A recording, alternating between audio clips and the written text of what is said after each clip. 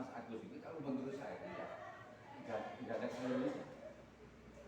Persoalannya gini, bukan soal benar dan salah, tapi yang ditulis Mas Agus ini secara tata naskah Perda 70 tahun 2017 ini sudah benar belum? Kalau sudah resmi belum? Bukan benar, sudah resmi belum? Misalnya kita pakai burdok, karena kalau enggak nanti gini resikonya ketika kelurahan menulis utas dengan burdok seperti ini ternyata di tata naskah tidak, maka ketika kelurahan ini kirim surat dianggap tidak resmi. Masalahnya itu kok, bukan soal benar salah.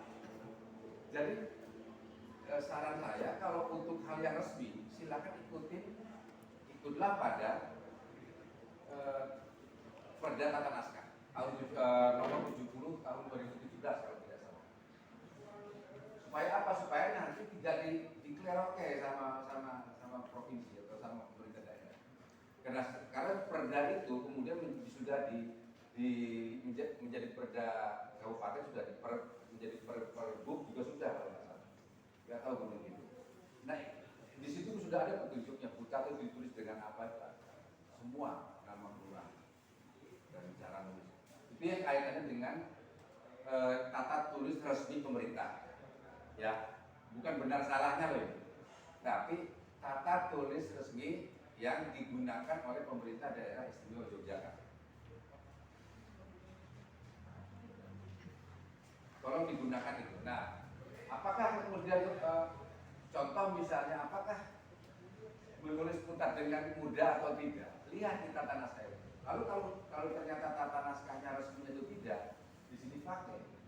Kalau ini untuk penulisan yang tidak resmi, monggo-monggo saja. Misalnya untuk selamat ucapan Sugeng Rahayu selamat datang. Ini kan tidak resmi toh, bukan sesuatu yang digunakan dalam komunikasi antar lembaga. Tapi kalau sudah kirim surat resmi, apalagi minta anggaran, yang tulisnya enggak sesuai tata naskah, itu mesti didiamkan. Sehingga karena apa?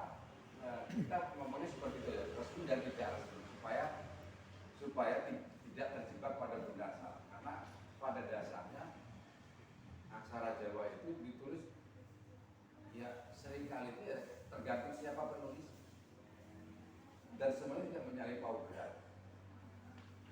Contoh misalnya rangkap teluk boleh nggak?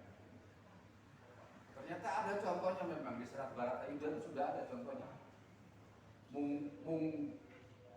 Mungguing itu ditulis sampai dan itu tulisan tangan. Itu rangkap teluk. Untuk menghindari prinsip bisa scriptio continua ya dia tidak boleh dipangkon. Tidak, karena itu jalan terakhir lah pangkon. Nanti di pelatihan kita akan ngobrol itu ada. Kenapa kemudian paugeran Sriwedaren dulu menolak? Tidak membolehkan menulis dengan misalnya susun teluk. Itu memang mesin ketik waktu itu belum bisa menampung jadi dulu menulis Jawa pakai mesin ketik itu loh Mas dulu. Itu yang papan ininya itu nggak bisa menampung ininya tulisnya itu nggak bisa. Jadi sangat teknologis alasan. Sehingga baru di mesin cetak baru bisa ada, baru ditemukan. Ketika mesin cetak sudah ada, baru susun dulu itu ada. Sama termasuk misalnya ada pengetahuan terkait dengan aksara swara itu tidak boleh dipasangkan. Ya, tetapi kalau kita belajar, kalau kita lihat di aksara Jawa yang sudah diakui Unicode di komputer misalnya atau di Android, maka ketika kita nulis aksara suara yang sebelumnya di pangkal itu nanti otomatis dia akan masang sendiri menjadi aksara pasangan. Dan itu di serat ulang kan ada contohnya bahwa aksara suara itu bisa menjadi aksara pasangan.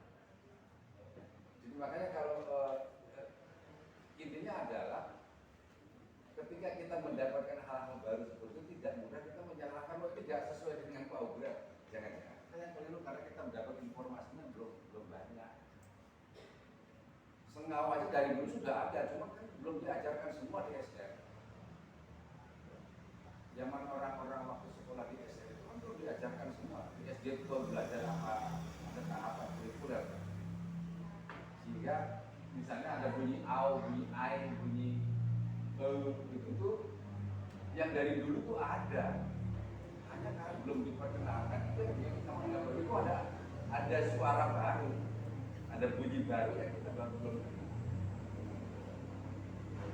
Nah, itu yang nanti ada di pelatihan itu akan kita perkenalkan. Tapi untuk kepentingan komunikasi antar lembaga, silahkan menggunakan perda yang sudah ada. Tapi kalau untuk kepentingan belajar tata tulis, kita harus tahu semua jenis tata tulis. Karena semua apapun jenis tata tulis itu kalau kita bisa ngerti, kita memahami logika dasar asal kita bisa membaca semua. Jadi yang terpenting itu kita tidak menanyakan berdasarnya, tapi kalau untuk kasus di pemerintahan itu lebih baik menggunakan aturan resminya.